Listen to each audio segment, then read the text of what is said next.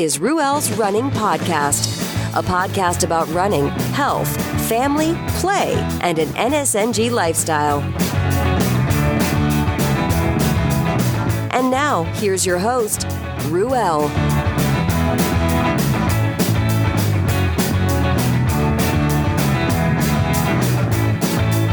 Excuse me as I rock on. That's Went Away by Dorothy Lane. Dorothy Lane out of Martinez, California. That's out of the Cut and Dry album. Check them out at dorothylanemusic.com. Yeah.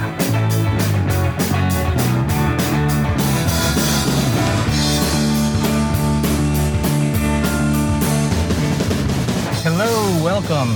This is Ruel Abadam, and I am the host of this silly show, Ruel's Running Podcast. How's everybody doing? I'm doing okay. By the time this gets out, it'll be sometime in the future. I still have, by the time this comes out, the episode that is specific to the Elonia 50K that I did back in May would have been out, so I hope you enjoyed that. I think I enjoyed it. I know I suffered through it. I know I finished it and felt absolutely pleased to have completed it. But we're here now. And so what's going on? What is going on? I had by the time of this recording, a lot has gone on. Smack dab in the middle of summer. Maybe not quite. Maybe 2/3 of the way of summer here, summer break. And hold on. So, as you can hear, there's a lot of road noise, and it sounds like. You ever have it where you're driving in your vehicle, and you don't quite shut the door all the way, but there's enough of it left open, not completely shut, so that it allows wind in? That's kind of what's going on right now. But I'm the only one in the vehicle, so if anybody falls out, it'd be me, and that would be a problem. But that's not my side of the vehicle. Yeah. So, let's talk about running real quick. I'm actually jonesing for a run. But just it hasn't been panning out for me as far as getting it done. And the reason for that is I don't have any events targeted. Let's be honest. Given my history, even if I had an event targeted, it would still be very questionable whether I'd be able to get a good level of training runs in. But here's what is happening. And by the time I say this, right after I say this, I'll probably fall off, which is one of those things, why you want to knock on wood sort of thing. I've been spending a little bit of time on the bike. Nothing really structured. For example, last night, maybe 15 minutes, very minimal, just riding the bike around home, jumping off for curbs and climbing up the yard. The yard isn't like a hill, but it does require a little bit of climbing. Every now and then I like to just tear through the yard, the grass, because I think that's what it's meant for. It's not meant for show. It's meant for you to trample on, It's meant to die and regrow. It's meant, for the bugs. It's meant, for all that good stuff. It's meant for you to step on and play on, And, if you remember being a kid, riding your bike, getting a good level of speed, and then just hitting the brakes really fast, really hard, that kind of thing, You don't get to do that often in life as an adult. At least an adult who doesn't use cycling or biking in any way on a regular basis. So, and and to teach my kids that, it's kind of cool. Like, let's wear out the tires, because you'll probably not wear out the bike given how fast you're going. So get some speed and just kind of hit the brakes really hard, and get a good several feet of skid marks going on the pavement, and then going up through the grass, the lawn, and then just ripping up the grass in the same fashion. That is fun. So yeah, that was last night. And attempting to pop a wheelie. I've been never one of those guys who could basically be a unicycle rider, on a standard bike. I'd pop my wheel up, but I could never get it balanced. I could never hold it. So then I would try the reverse wheelie, where I'd hit the front brakes and then lift my rear, and thinking I could just kind of spin 180, kind of freestyle. But no, I'm not that good. I'm not good at all. I'm just the how would you say, the essentialist. I would just ride for the sake of riding, nothing fancy, no freestyle tricks, no popping wheelies. I'm only good for shifting gears and skidding my back wheel. Yeah. But what that meant, doing that helped me out, because it got me to just get the blood circulating through my legs. Because the night before, I had worked out my legs again on the spinner, same bike, but just on a thingy. That's what it's called. The thingy you mount the back end of your bike on, and it has its little spinning thingy that pushes up against the wheel, and you can basically act like a stationary bicycler. Yeah, that one. And then, the night before that, I just did body weight movements, leg movements, and did a small bit of weighted movements. And so, and that was the kickoff. That was the start of it all, right? Because it got my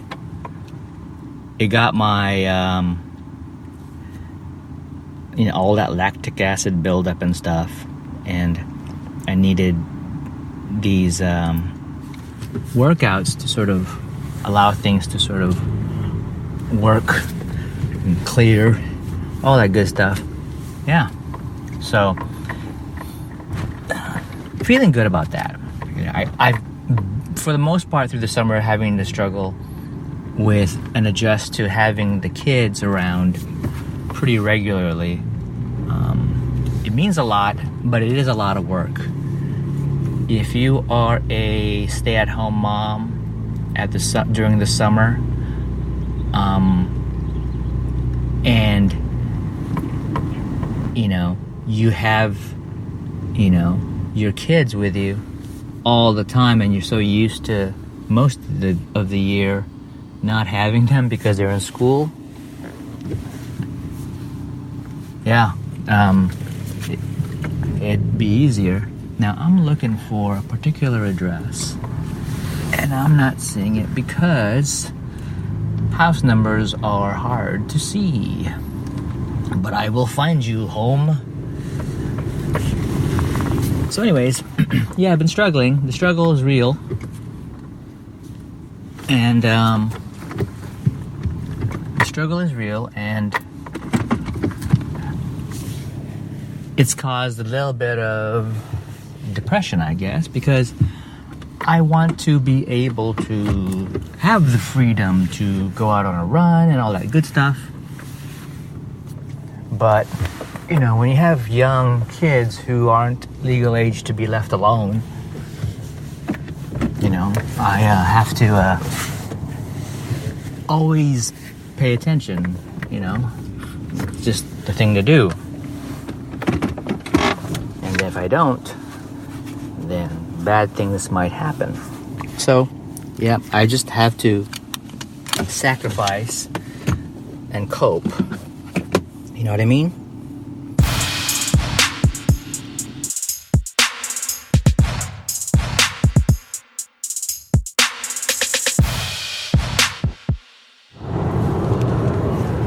Okay, so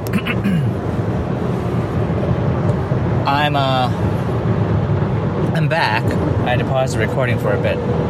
Back on the road, more road noise on the freeway. My door still isn't shut completely, and I just had an 18-wheeler overtake me because, like my grandfather told me to do, because as a teenager I was just having too many accidents, damaging too many vehicles to just stay on the right and go slow.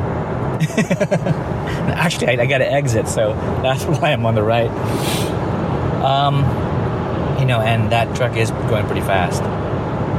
Anyways, so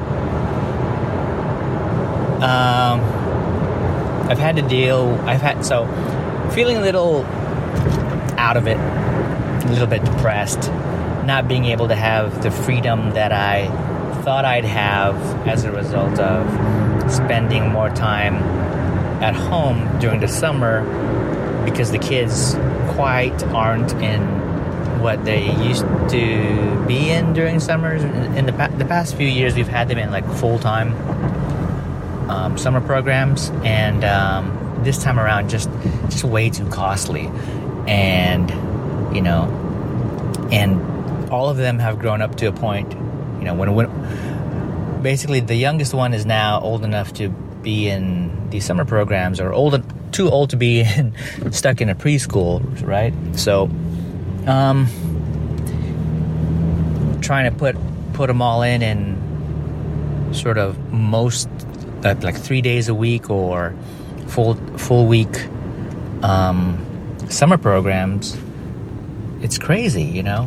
It's generally, I didn't know this, right? Because it wasn't time for me to know, I guess. But we're talking about $300 a week so that your child can be dropped off essentially what would be the same childcare place as the before and after school programs for their school. So, when school is out, the before and after school place becomes a full summer program. So, the idea is to transition over to that, right? And then realize that their fee structures just went bonkers and made it pretty impossible financially to make that happen. It's crazy, really crazy. It makes you feel like you are working to make money just to pay for the child care. So if you, let's say that was the case. Let's say my wife worked and all of her money was spent on childcare. What's the benefit of that? Why not just stay home, don't pay for childcare, and then the kids will be home, right? What would be the benefit of going through working and having it all go through childcare? Well, let's think about that. A benefit would be when you're in a childcare program, you can have a level of structure. The kids could do activities that you ordinarily wouldn't do at home, right? That could be a good thing. Another benefit could be there'll be other kids there, so it's an opportunity for your kids to socialize, develop friendships, learn those skills, right? Another benefit would be if the parent did that, then they're, depending on where they work, they're eligible for company benefits, things like, medical health, dental, and vision, and those other things. So That's one other benefit. There are probably other benefits. I think one could be too, like if you just really can't stand your kids, you want somebody else to watch them through the days, you just, can't deal with it, then yeah, that would be another benefit, right? Sticking them, sending them off somewhere so that you could not have to do that interaction. That's the other benefit too, is, as a working adult, maybe it's also important for you to have that career. So that could be the benefit. Even if all of your money is being pumped into childcare, the fact that you're functioning and performing things that make you feel valuable, out and about, maybe you're making a difference. Maybe you're working for an organization that is, doing a lot of good stuff in the world. I don't know. Maybe you yourself need to socialize, and you're finding that the people you work around are those people, and they make you feel good, they make you happy, you're maintaining social skills, you're developing relationships, you're meeting people. That itself is a benefit. That's a huge benefit, actually. Especially not knowing how, if you are just spending the day in the house or with the kids and you don't have that adult interaction, all you have are your kids, there are downsides to that. Now, what are the downsides of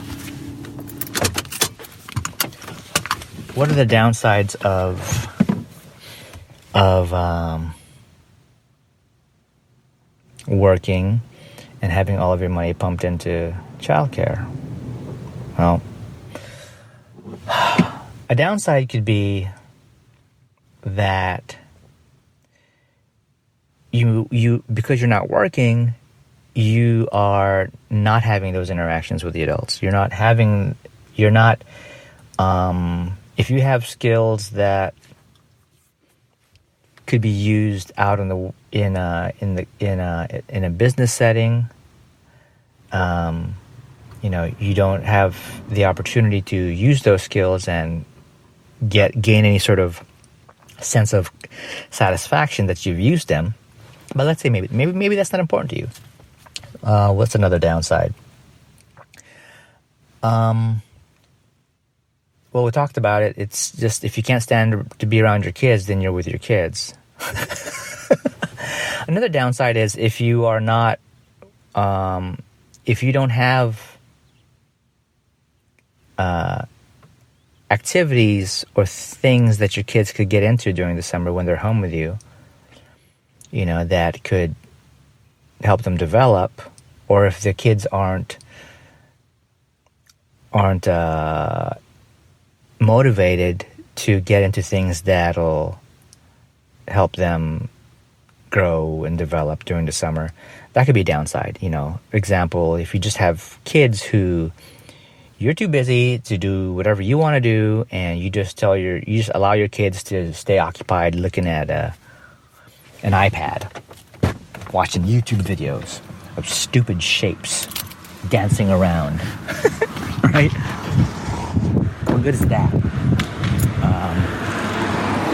Your kid will develop the habit of just wanting to just stare at that screen all the time, and that's a big downside. And then if you have multiple kids doing the same thing, you're really not teaching them or giving them the opportunity to learn skills that'll, what are some examples? Well, it's a struggle with our kids. The kids will, have this tendency to not know what to do whenever, let's say, I'm with the kids and I'm out and about and I'm fine, and I'm fine just sitting around watching, drinking coffee, watching people go by. People watching, right? That is a real thing, a real pastime for people, believe it or not. And,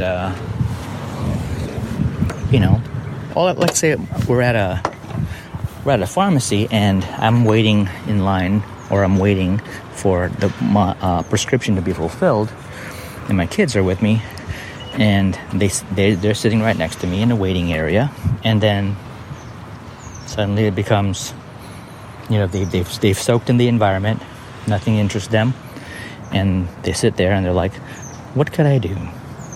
Right? That, I don't remember being that kind of kid. What can I do? It was always, keep still. Just keep still. Settle down. Be quiet. That's more normal. It's as irritating as that can be now that I'm a parent to have to tell my kids to settle down, keep still, be quiet, stay here. That's what I feel is normal. But then if the kid comes back with, what can I do? Then it's like, pick your nose, twiddle your thumbs, count the shapes on the rug, figure something out. To have the kids have the natural curiosity and the mind to keep themselves occupied somehow, naturally. I mean, what I feel is natural. To me, that's natural. I mean, just, look, there's a stick on the ground. Ooh, there's another stick. One stick is bigger than the other. Or, ooh, one stick is nicer than the other. I want this stick. What could this stick be?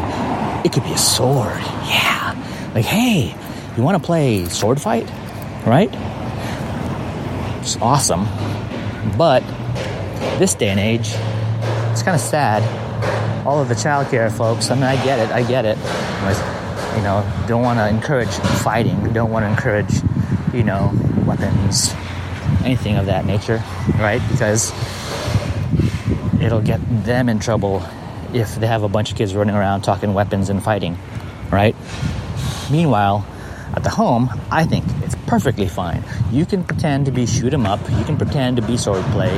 You can pretend to do those things. Just know that once you're in a setting like in school, you can't be talking about and pretending and doing those things, fighting and guns and swords, because they're just not going to tolerate that stuff this day and age.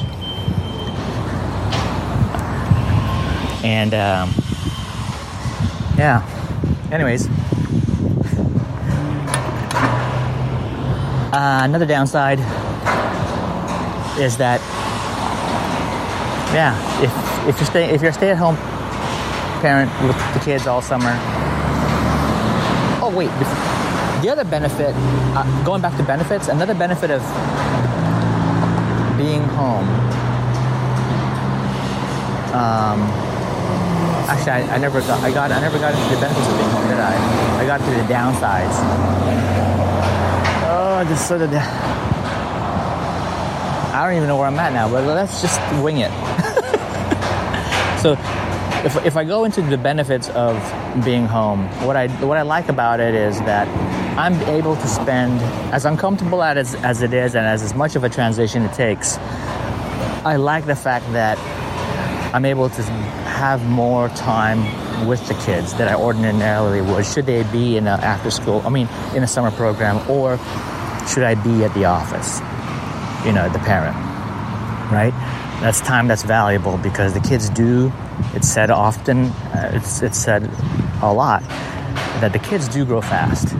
They grow fast, and next thing you know, you blink and they're off doing their own thing, and you can't get them back to where they were, and at the same time, it also, when the kids aren't in these programs and separated, they're at home, they're together, they can learn to be siblings, they could learn to be around each other, they can socialize among themselves, and they could learn off of each other. A lot of times the younger one will learn from the oldest, the oldest can get that satisfaction of being be able to play with the siblings and sort of teach. They all could. And, so it's all having more time with each other. That's what's awesome. You get to learn about each other. I mean, if you think about it, and I've talked about it before, where, at least in my situation, and I'm pretty sure it's common, in a young family situation, when I say young family, because you have little ones who depend on you to do things for them. In a typical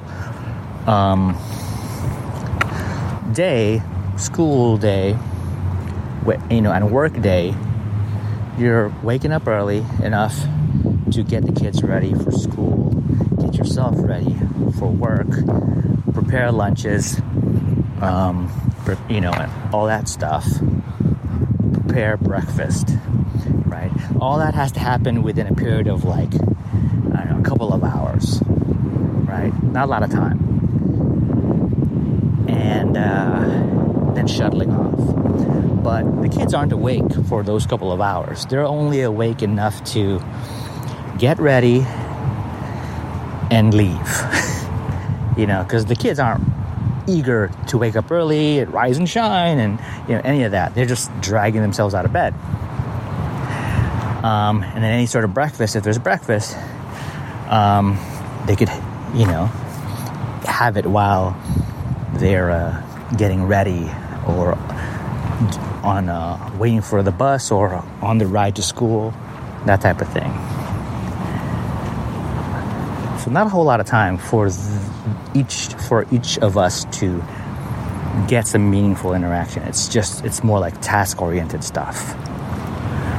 Then at the end of the day, right, rush home, try and get home as at a particular time, from my work commute, pick up the kids from an after-school program. Everybody gets home. Both parents are home. If there's two parents in the family,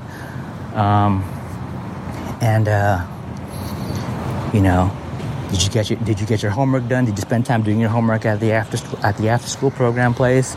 Okay, you got to get your homework done. While you're doing that, I'll be working on dinner, right? Working on dinner, and then working dinner, and dinner's done. Eat your dinner. Let me check your homework. Make sure you put it away in your bag. Make sure you don't lose it. Clean up the kitchen, dishes. All right, kids, head over and take your showers, take your baths, right? And they do that, and you're still sort of on task mode.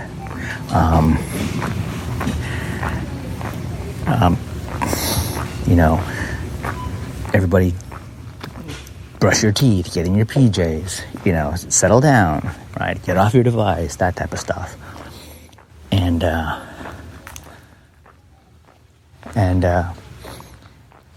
before you know, it's like I'm at a point where I almost rush that portion of the evening. I rush it, and the reason why is once everybody is settled in bed and lights are out, then I'm able to breathe, have some time just not on task mode.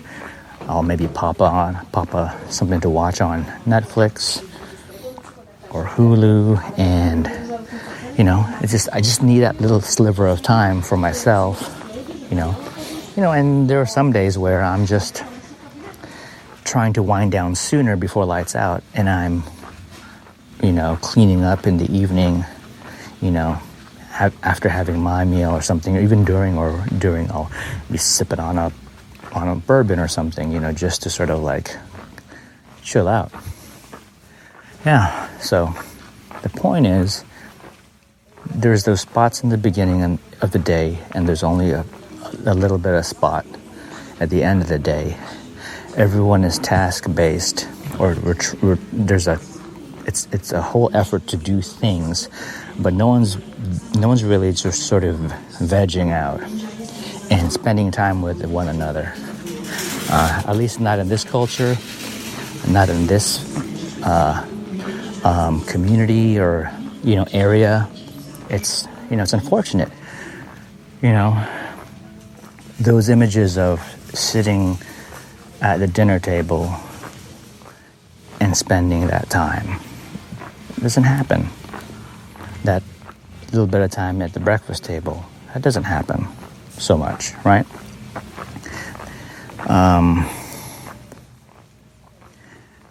Yeah, that's because everyone has to get shuttled and do things. So, being at home during the summer, if you didn't and not work, could give you that opportunity for more FaceTime with each other. What is it? So there's this day and age, there's another way to go about it. If you are fortunate enough to be in that situation, right? You could do a job remotely and be physically at home with the kids, and then it would just be you'd be trading off the sort of the challenges of the rushing in the beginning of the day and the end of the day, and the rushes of the commute. You would be trading that off with having to learn how to operate and balance actually being a parent at home, keeping the kids engaged and interested, and teaching them life skills that they could, not fall victim to just wanting to stare at an iPad or something. So balancing that out with being able to do your job, if you can figure that out, then that's the interesting situation. And that's the thing. It's being able to learn to function that way, being able to learn to operate your house and your job that way. It's possible. You just have to be able to find that opportunity, and you have to be able to do it well. I think it's a win-win for everybody. I think it's a win for the kids because they get to grow up close to their mom and dad, their parent or parents, be with their siblings. Because you talk about having the kids learn social skills, being around others, right? But they could learn that with their siblings, which is great if you have multiple kids and they could take care of one another. They could learn from one another. It'd be a challenge if you're just one kid. That's pretty much it. But large picture, in a larger scope of things, everyone's gonna be fine. They'll all grow up. They'll all have their own uniqueness, and they'll all have the opportunity to learn those things as they become more independent. It's just natural. It's just going to happen. So you really can't force socializing and social skills for, when their kids are younger than 5, right? Or even older. Just, you can't force it. And then eventually they'll be in school. They'll get that interaction anyways. So, anyways. Do you need a website? If you're an individual, a consultant, a group, or small business and need a site, or maybe you have an existing site, I can help. How about graphic design? Do you need a design for a t-shirt, logo, product, business cards? Maybe you need help with designing and developing a brand. I'm not an expert, but I do have the tools and techniques to get the job done. How about a podcast? Yep, like this thing. This thing's a silly little show. Are you looking to set up a podcast of your own? Are you looking to reach an audience? Promote your business via podcast? Well, Abadam Studios. That's right, Abadam Studios. Yeah, so that's Abadam Studios. AbadamStudios.com, AbadamStudios.com. Check it out. Okay, let's try to move off of that whole working, not working. So that's basically a whole family section, right? And I don't know if I may get stuck on a family topic.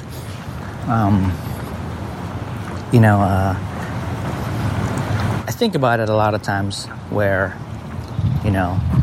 I'm being more and more cognizant of sort of mental wellness, mental health, at least my mind and my family's. And I think it's important.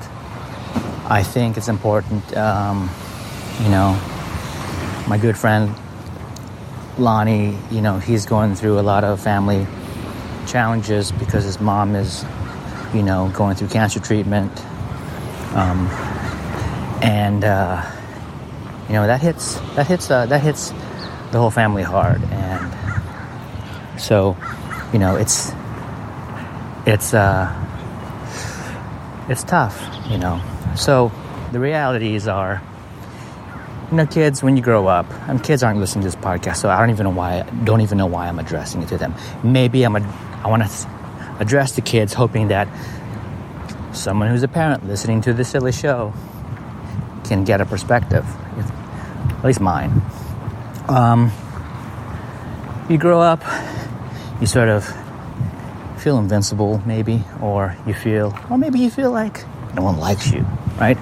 Maybe you're just happy-go-lucky, right? You just sort of coast because mom and dad, or maybe just mom, or maybe just dad, or maybe stepmom and stepdad, I don't know, whatever, right? They do everything for you. There comes a time where that isn't going to happen, and you got to do stuff for yourself. There comes a time where you got to do stuff for your parents. And there sure is going to be a time when you have kids, and I think everyone should have kids. Have them now.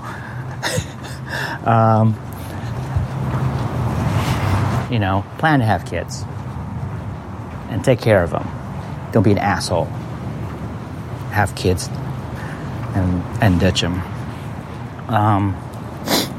But the point is, you're going to have to do things for yourself. And from that level,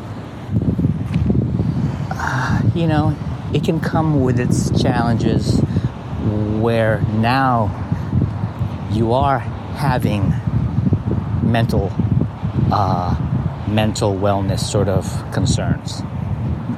But what basically comes down to happiness.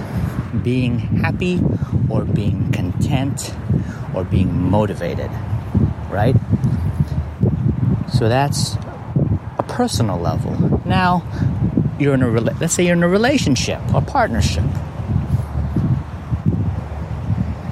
Your efforts now involve that happiness, those efforts, that person, And then you have kids. You start to shift gears and put more focus there, right? Still maintaining. So you're not really replacing, you're sort of having to reconfigure focus and concern and care. And the happiness, the health, the wellness, the motivation around all of that, And when things don't go your way or the way that feels good, or when things start to feel off, you're not happy, you're not motivated, you're not content, then that's your mental state. That is your mental wellness. And in a family situation, you are going to be depended on when you're a parent, and you're going to have to somehow deal with all of that and try to crawl out of that. You need to crawl out of it. How do you crawl out of it? Well, it depends, right? I saw a meme on Facebook. It was great. It had a picture of Jim Carrey on it.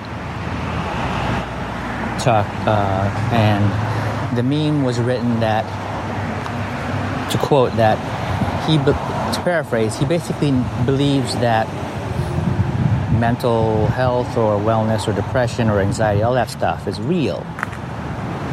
And if you don't give yourself a fighting chance to overcome it by doing things like taking care of yourself, eating right, exercising, being, consuming support material or things that support you, or relationships that support you, if you're not into those things, those combinations, those sets of things, then you're not going to give yourself a fighting chance. So,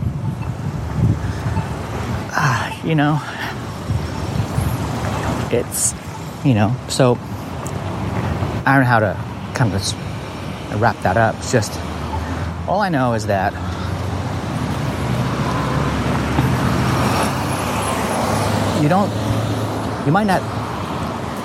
you might not label what you're experiencing as mental health or mental wellness, or you may not label what you have as maybe depression or whatever. That's fine. Maybe it's labeled as, I just don't feel like getting out of bed, or I feel like shit today, right? Or maybe it's like, I'm really freaking stressed. I do not know what to do, right? And I don't know what to do. A lot of times that now I'm just angry, right? I'm starting to have anger issues, or I'm starting to have resentment with the people I'm around, and I'm starting to resent myself, That's all, that's what that is, man. And it ain't good. But the point is, you get old enough, you need to recognize that when you feel those things, I'm not going to tell you shouldn't feel those things, right? Back to Burger King. Real meal deals. But what I'm saying is, if you don't like it, you can try to do things to change it. And, I get to a point where I feel like I've lost drive. I get to a point where I feel like, there are things out of my control and I don't like it, and it's bringing me down.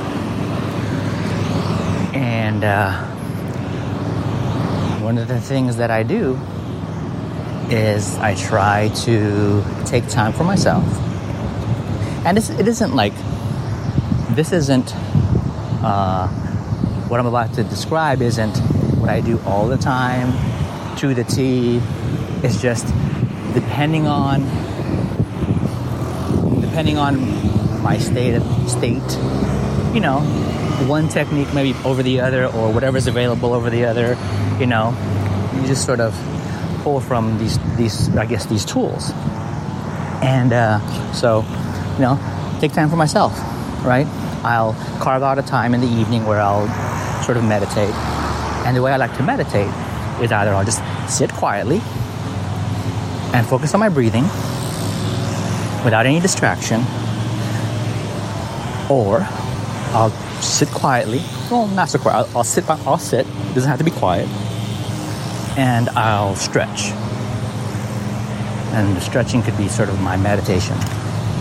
And at the same time, work on my physical self, because I do better when I'm flexible. And other things are, I'll do what I'm doing now, is I'll record to put my thoughts out in the open allow me to hear my own thoughts being spoken. And when I do that, there's a little bit of organization happening in my mind as that happens. And somehow it's helpful, it's therapeutic. It's the same as when you have somebody who's going through a lot of issues and you allow them to, or you give them the time to talk to you, and they tell you a whole lot of stuff, but you allow that to happen, to be an ear. You don't have to have a solution. You don't have to have, anything to say, just that you're there to listen and that you understand what they're going through. It's kind of like that, right? What else? Have a cup of coffee. At the end of the day, maybe have a little whiskey. What else? Clearly, if you have conversations with a friend or a stranger talking about things that are of concern, and I'll do that once in a while. I'll be out and about in public, maybe waiting for something, and be next to some complete stranger, crack a joke, break the ice, talk about something and then hopefully that person can relate. Now, we're kind of having that sort of thing. It could be where I'm around another parent and they're with their kids, and then I can relate from that level. Yeah.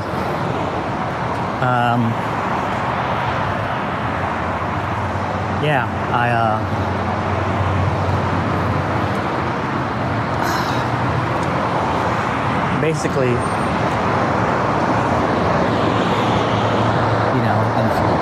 you could listen to audio that motivates you, inspires you, get your head right, something. Exercise. Clearly, exercise can get things going. So, find a time. If it isn't all of these things, it may just be one of these things that you do to help get your mind going in the right direction.